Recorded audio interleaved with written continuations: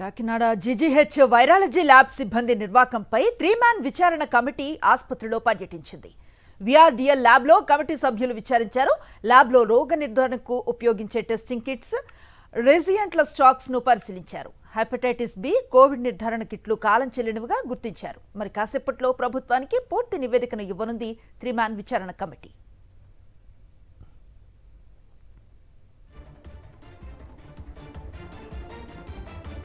త్వరలోనే అన్ని విషయాలు తెలుస్తాయంటున్న Rangaraya medical college principal doctor విష్ణువర్ధన్తో మా ప్రతినిధి రాజు ఫేస్ టు ఫేస్.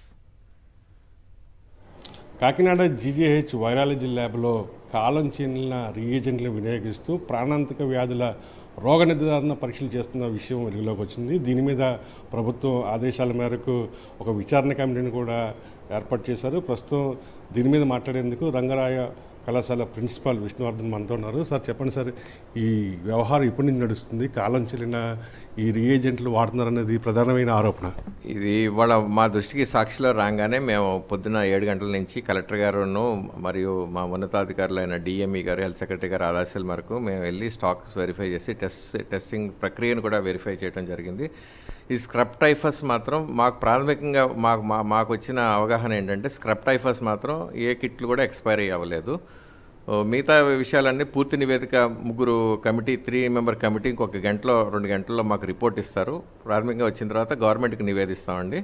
ఇదైతే మాత్రం స్క్రబ్ టైఫస్ మాత్రం మేము we have ruled out completely. Hepatitis B kit వచ్చింది, అది మేము అది అనుకోకుండా వచ్చిందని చెప్పి రీసెర్చ్ సైంటిస్ట్ గారు చెప్పడం జరగడంతో హెపటైటిస్ బి కిట్ని వాడలేదని కూడా ఆయన మిగతా టెక్నీషియన్స్ను, తర్వాత రీసెర్చ్ సైంటిస్ట్ గారు, వైరాలజీ రీసెర్చ్ సైంటిస్ట్ గారు, హెచ్ఓడి మైక్రోబయాలజీ డాక్టర్ ప్రసన్న గారు వారు చెప్పడం జరిగింది. కోవిడ్కి కూడా ఇలాంటి కిట్లే వాడుతున్నారు, కాలం చెల్లిన కిట్లు, రీఏజెంట్ కిట్లు వాడుతున్నారు అనేది కూడా ఆరోపణలు ఉన్నాయి.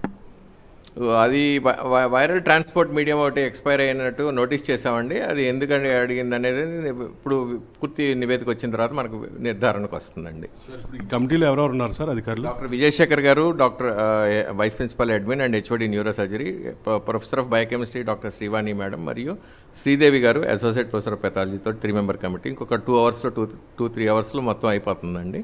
ఎంక్వైరీ అయిపోయిన తర్వాత ఇది ప్రాథమికంగా వచ్చిన నివేదికని ప్రకారం తదుపరి చర్యలు ఉంటాయండి. రైట్, ఇది మనం చూస్తున్నాము. ఎక్కడ కూడా కాలం చెల్లిని వాడట్లేదు స్క్రబ్ టైఫస్ విషయంలో. ఇంకా ఏదైతే హెపటైటిస్ సంబంధించిన దాంట్లో కూడా ఒక కొన్ని కిట్లను మేము పరిశీలించడం జరిగింది. పూర్తి నివేదిక రాగానే పూర్తి విషయాలు వెల్లడిస్తాము. ప్రస్తుతం అయితే కలెక్టర్ ఆదేశాల మేరకు 3-మ్యాన్ కమిటీ విచారణ చేపడుతుంది. మరి కాసేపట్లో పూర్తి నివేదిక వచ్చిన తర్వాత మేము మాట్లాడతామని చెప్పి రంగరాయ మెడికల్ కళాశాల ప్రిన్సిపల్ స్పష్టం చేస్తున్న పరిస్థితి. విడుదల శ్రీనివాస్తో కలిసి కస్పెంట్ రాజు, సాక్షి టీవీ, కాకినాడ నుండి.